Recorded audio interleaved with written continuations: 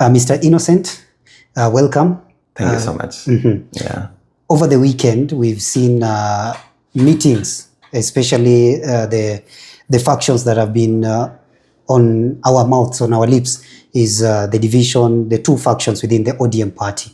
We saw ODM A in Kitangela, ODM B in Tononoka. Yeah. And I'm wondering, what is it about Kitangela as an area? Yeah. Because it's like Kitangela is now becoming the new Kibra. We saw with the Gen Z demonstrations, and now it's like any politician worth his salt is going there. What is it about Kitangela? Yeah, that's true. Kitangela is becoming a hotspot of our politics, right from even before the Gen Zs. You remember the 2023 ODM protests. Zile zilikuwa za sufuria. Za sufuria. Yes. Yeah, Kitangela was also her hotspot. And I think Kitangela, you know, it's an upcoming suburb of Nairobi, and it is densely populated. And by the fact that there's affordable, this kind of affordable rent in Kitangela. So a majority of millennials and Gen Zs are living there. So you find the population is right there. And again, there are a number of activists who kind of, they are HQ'd in Kitangela. Like this guy, is he Bobby Njagi, yes. Yeah, Bobby Njagi is based in Kitangela. So he's a very good mobilizer. And you saw him at Kitangela on Sunday. So possibly he was mobilizing for, and there's a critical mass. You'll also remember the former Mogiki leader, Maina Njenga, was also based in Kitangela. And there was a lot of problems there. Also, again, look, I want you to merge it with the crime rate. There's a lot of crime rate in Kitangela. It has gone very high. I think it's 2 weeks ago, we had a situation whereby a certain BCI officer, shot some 2 guys in a club in Kitangela. And again, if you have been to Kitangela, there is a very high population of drinking joints. Yeah, so that tells you the kind of population that is there. The demographics, they lean so much towards low-income population and the very young generation. Yeah. Okay, very insightful. The meeting by the Sifuna-led faction of ODM, what is your interpretation of that particular meeting? Okay, you have said of ODM A and ODM B. I don't know who is A and who is B. But the fact of the matter is that we have the faction led by Sifuna, the former SG. Right now is being referred to as the court SG. Yeah, and there is the one that was at Tononoka, led by the party, the acting party leader now, Dr. Uhuru Kenyatta, and the acting Secretary General, Catherine, these women Busia woman representative, yes. Yeah. So Sifuna, I think it was just a matter of time, because Sifuna, you'll remember last year, 2025, Sifuna was hosted in a local TV station, and he was very clear. Actually, Raila Amolo Odinga was still alive, and Sifuna was very clear that the moment ODM will try to sign a pact with the William Ruto government, I will be out. So this was expected, because again, it is clear the ODM led by Uhuru Kenyatta is really rearing for a pact with the Kenya Kwanza government. So this was expected. It's not really a surprise, you know, for the people who follow politics. It is clear that Sifuna was not for joining the Kenya Kwanza government. Actually, Sifuna has made it clear that even if ODM joins the Kenya Kwanza government, Ruto has to be a one-term president. That is what Sifuna has been insisting. It was a matter of time, as you say. But is the timing right for Sifuna? Not even for Sifuna, for ODM, because now it seems from the images we are seeing around, and even from the support Sifuna is galvanizing, it seems like ODM made a mistake to throw him out as the Secretary General. Was the time right for ODM to remove Sifuna from his position? Okay. You see, I think it couldn't be any other better time than this, because right now the party is clear that it wants to go to the direction of joining the Kenya Kwanza government, and having a Secretary General who is against that, it means that the party will be talking from two sides of the mouth. Two sides of the mouth. So it was clear. I don't think that there was any other option. Yeah. Although if you look at it that way, it is sensible for ODM to remove a Secretary General that is not speaking the voice of the party, because basically the Secretary General should speak the voice of the party. Yes. But if you look at it in another way, and which the masses are also looking at it this other way, is that this is not actually the voice of the party. This is the voice of some senior members of the party. Yeah, exactly. We need to go a little bit back and understand the genesis and the background of ODM.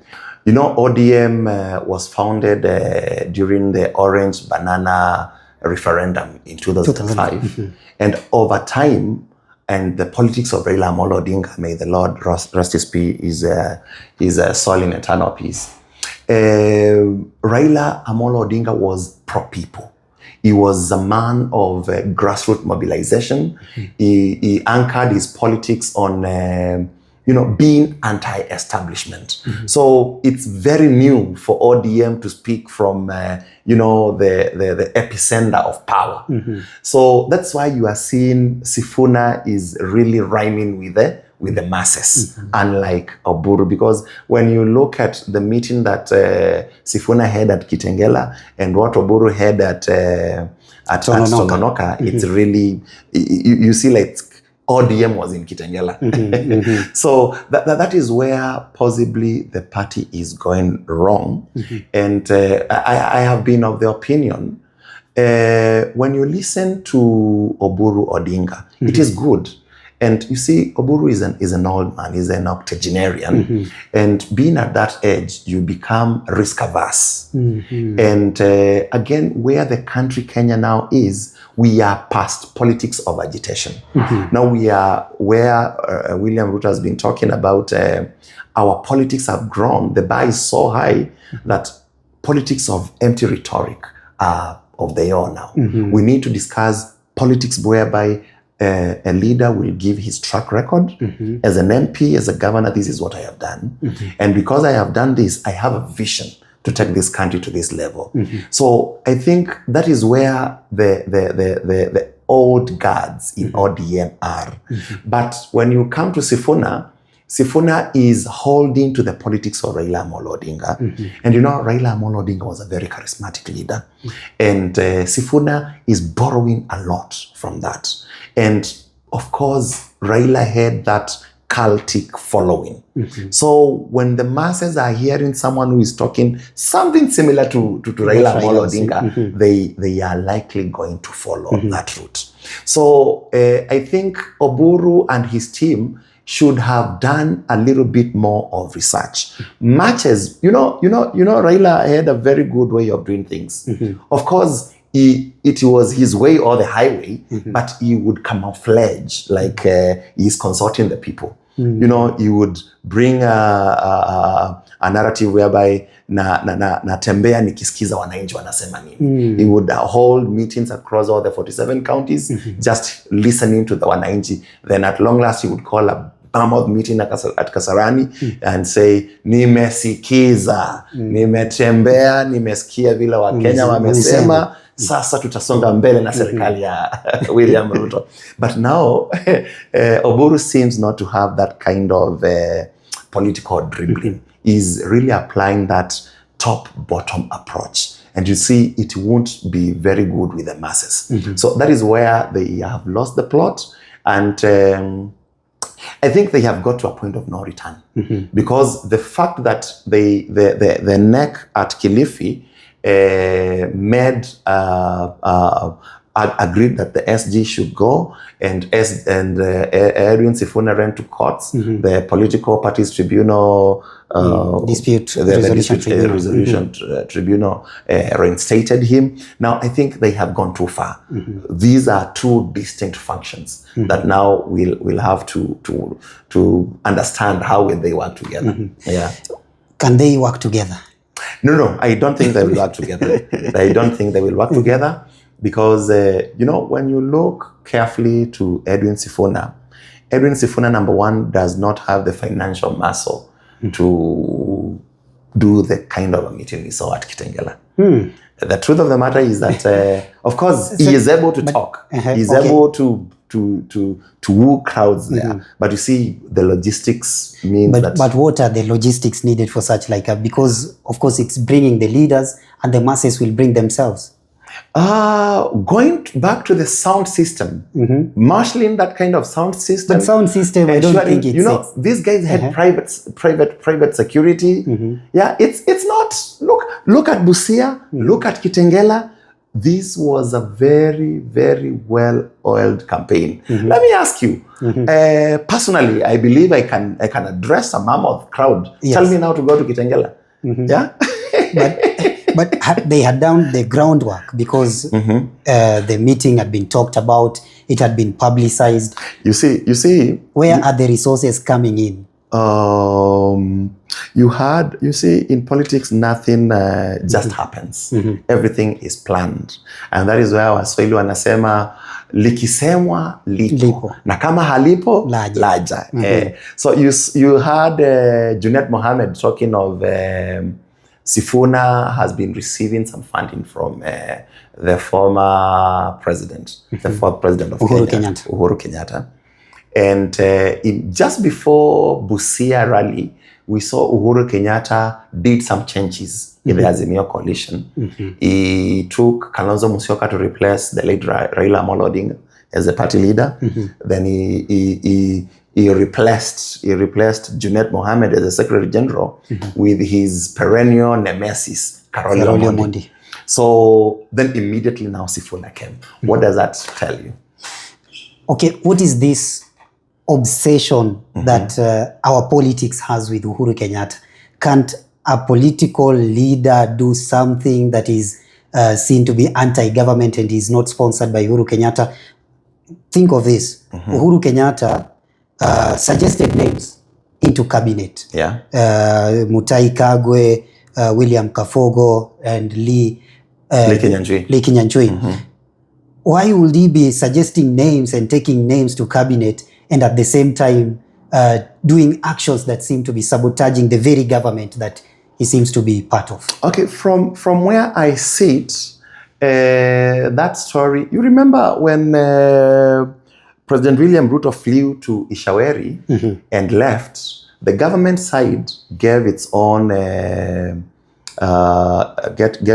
press release. Then the office of the fourth president gave its own release. And they were quite different.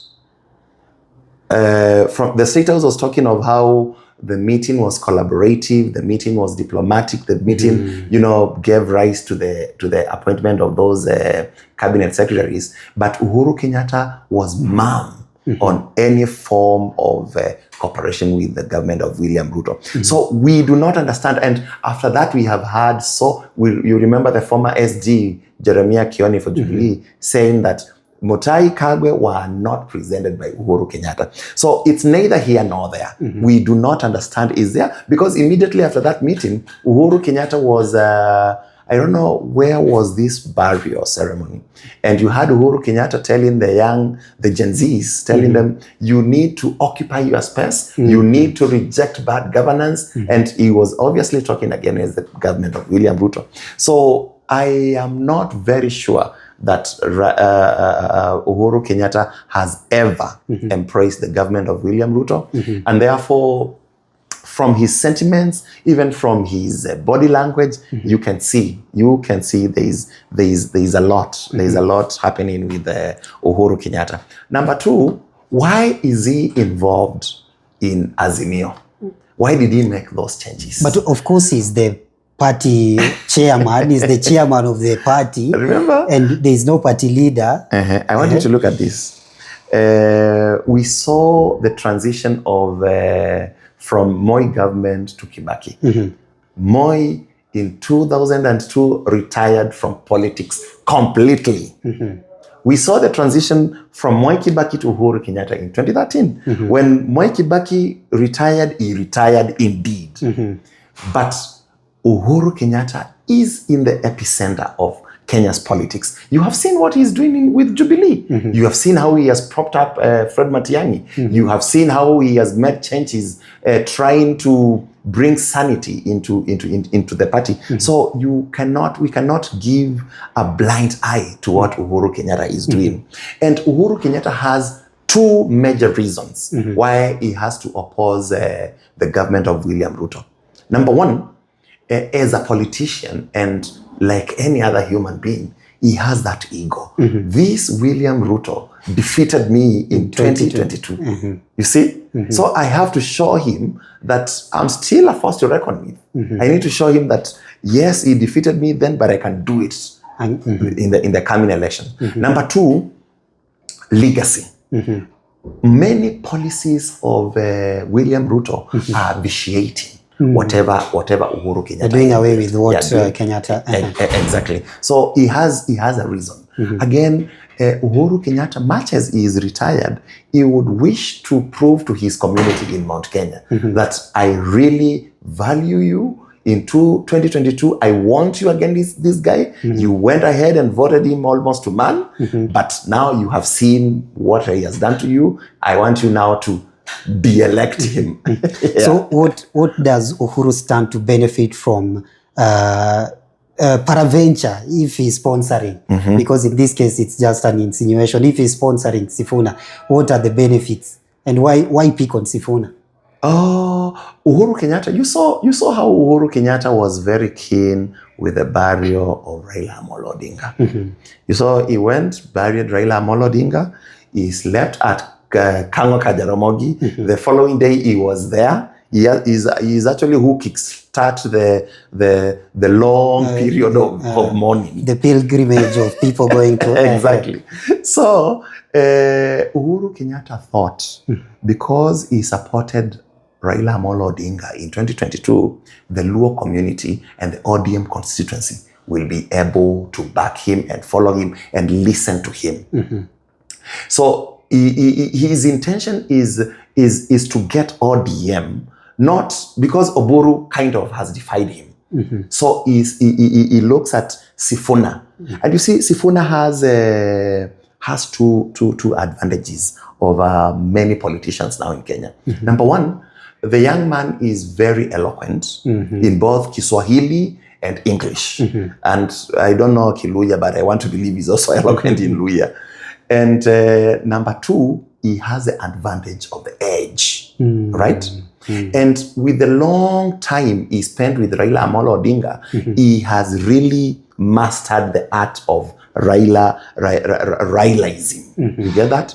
So Uhuru sees that he has that notion that he can be able to control ODM constituency through Sifuna. And another thing, the young population, the Gen Zs, the way you can see Sifuna being modeled is coming now to, you remember the rudderless, the leaderless Gen Zs. Maybe now the leader that the Gen Zs have been waiting for is Sifuna. And that is where now the government of William Ruto should be very careful. Because the worst thing that can happen to this country is, these Gen Zs are quite outrageous. Very, very outrageous. They are a young population, educated, techno-savvy, but they don't want the worst thing that is happening to them is that I don't know what kind of a democracy do they want to participate in because they are not registering as voters. But if now Edwin Sifuna will try to package himself and got hold of this generation, he will be able to turn around this country. He will literally overrun the Kenya Kwanza government. Okay, so assuming that Sifuna becomes the de facto, the opposition as we head into 2027. And we've seen different scenarios in different countries where the established leaders kind of fade away. Talk of Uganda, when Bobi Wine came in and Besigye left. Yeah. And in other countries, it is very possible in Kenya, if he becomes the de facto opposition kind of voice. Yes. Does he stand a chance? He stands a chance. At the polls? He definitely stands a chance. It will all depend on how he will package himself. Number one, he needs now to start disassociating himself with ODM. By the way, the sooner he disassociates himself with ODM, the better for him. Of course, now at the beginning, at the genesis of it, it's good to speak about ODM. Oh, mimi ndio Sifuna, mimi ni katibu mkuu wa ODM. That is okay. That's good rhetoric to bring people together. But now, immediately after that, maybe now the fourth or the fifth rally, he needs now to package himself as himself. Let him now speak as Sifuna. Let him give his vision to Kenyans.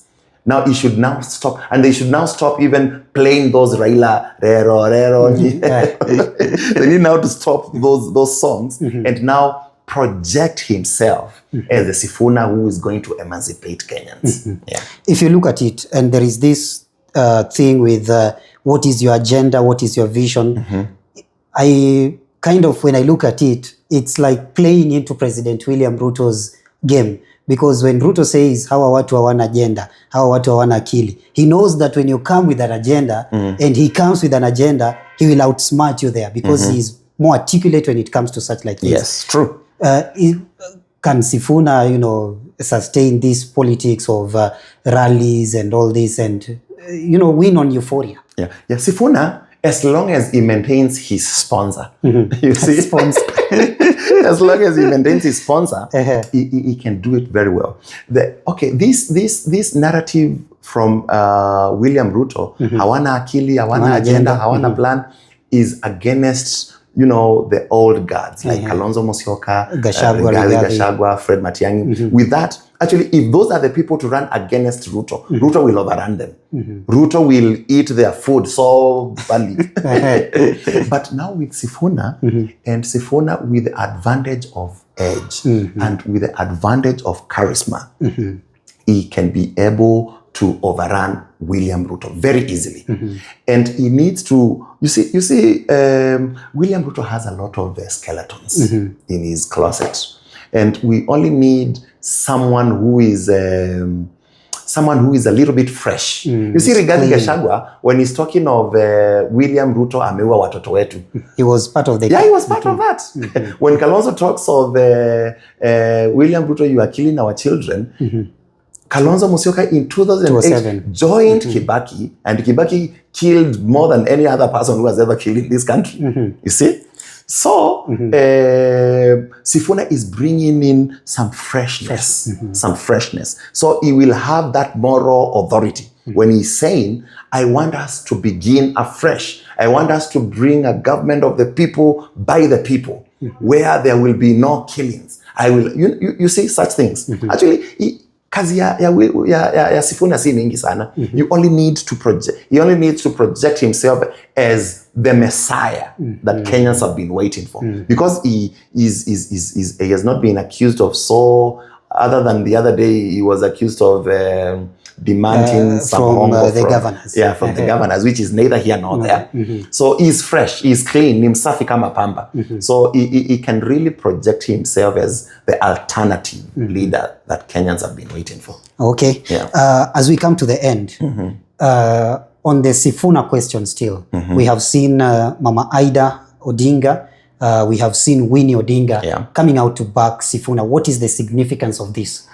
You see, of course, Mama Ida believes in what Raila Amolo Odinga believed in. Winnie Odinga, again, she is a protege of Raila Amolo Odinga, and they saw the kind of relationship that Raila had with Sifuna. And you saw towards the tail end of Raila Amolo Odinga, he had a very soft spot for these young men. Because you see, out of all the people who fought for the second liberation with Raila Amolo Odinga, either many of them have left the face of the earth, or the others have become turncoats. So Raila was really thinking of, leaving a legacy. That is how you saw him, patching up and bringing Casmuel Macron to work with him. Yeah, he was very much energetic and very, very fanatical with the young people. So that is where Ida and Winnie are. They know Raila loved Edwin Sifuna, and he was okay with Edwin Sifuna. So they can't understand why Uncle Uhuru wants to get rid of this boy. Again, you see, I think there's like some family feud. Yeah, within the Odingas, because you have seen people like Jaoko and Elijah, they are coming out and defending their father. Exactly. So naturally, because Raila has been at the top of the fammy. Much as Raila alikuwa anasema mimi niko hapa kwa mambo ya siasa, lakini mambo ya nyumbani wa Burundi ameshikilia. The pragmatic view is that Raila was in both.